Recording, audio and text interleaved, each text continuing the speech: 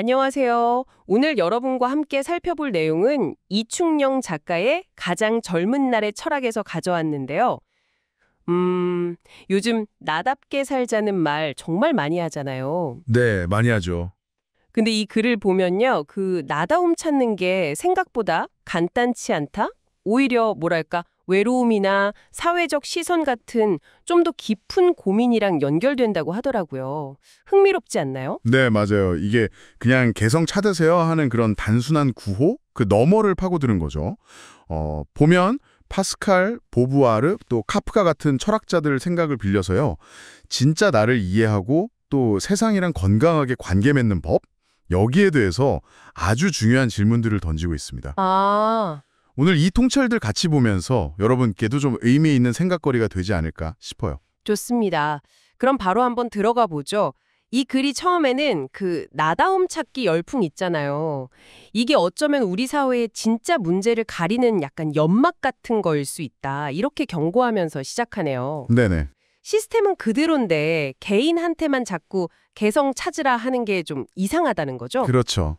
약간 모순이죠. 사회 구조는 그대로 두고 너만 달라져라 이런 거니까요. 그래서 파스칼 사상을 빌려와서 진짜 나다움은 오히려 겸손에서 출발한다 이렇게 말해요. 겸손이요? 나다움이랑 겸손이 바로 연결되진 않는 것 같은데요? 그게 좀 놀라운 지점인데요. 여기서 말하는 겸손은 나의 한계, 부족함, 심지어는 내 안에 있는 어떤 텅 빈 느낌, 공허함까지 솔직하게 인정하는 태도를 말해요. 파스칼은 실제로 자신의 허무, 버림받음, 부족함 이런 것들을 직시해야 한다고 봤거든요. 와, 그 흔한 자기계발서들이 막 긍정 외치는 거랑은 완전 결이 다르죠. 허무나 공허까지 인정하라니 그게 쉽지는 않겠는데요. 그럼 그 나다움이라는 게 우리가 흔히 생각하는 것처럼 꼭 대단하거나 특별해야만 하는 건 아니라는 뜻인가요? 바로 그겁니다. 네, 파스칼에 따르면요. 때로는 그냥 아주 평범하거나 심지어 기존 질서에 뭐랄까 순응하는 모습조차도 나다움일 수 있다는 거예요. 중요한 건 밖에서 뭘 요구하냐가 아니라 내 안의 진실을 따르는 그 겸손함이니까요. 그렇군요. 아, 근데 나 자신으로 딱 서려고 할 때 제일 힘든 것 중 하나가 아무래도 다른 사람들 시선이잖아요. 그렇죠. 정말 크죠. 이 글에서도 영화 괴물에 나오는 아이들처럼 남들과 좀 다르다는 이유로 힘들어하는 상황을 언급하던데요. 여기서 어떻게 좀 자유로워질 수 있을까요? 여기서 이제 시몬드 부부아르의 통찰이 아주 유용하게 쓰입니다. 주체는 대립함으로서만 존립한다는 말이 핵심인데요. 주체는 대립함으로써만 존립한다. 네, 그러니까 나를 나로서 세우려면 필연적으로 타인과 나를 구분짓는 과정이 필요하다는 거예요. 이때 타자화라는 개념이 나오는데 이게 꼭 나쁜 뜻만은 아니에요. 타자화요. 보통은 좀 부정적으로 쓰이지 않나요? 네, 근데 여기서 말하는 건 타인을 내 관점에서 객체로 인식하는 것. 그게 나를 주체로 세우기 위한 자연스러운 과정일 수 있다는 거죠. 남들이 나를 막 일방적으로 대상화하게 두는 게 아니라 오히려 내가 내 관점을 가지고 남들을 바라볼 수 있어야 한다는 겁니다. 아, 그러니까 남들 눈치만 보는 게 아니라 역으로 내가 너에게 눈치를 주는 그런 주체적인 태도를 가져라. 이런 말이군요. 되게 인상 깊네요. 맞습니다. 물론 그러다 보면 관계가 좀 어색해지거나 멀어질 수도 있겠죠. 하지만 내 주체성을 지키려면 때로는 그런 거리두기도 감수해야 한다라고 이 글은 이야기하고 있어요. 그렇게 타인의 시선에서 좀 벗어나서 나를 지키려고 하다 보면 그 과정이 결국 좀 외로움으로 이어질 수도 있겠네요. 카프카의 변신 이야기가 나오는 걸 보면요. 네, 맞아요.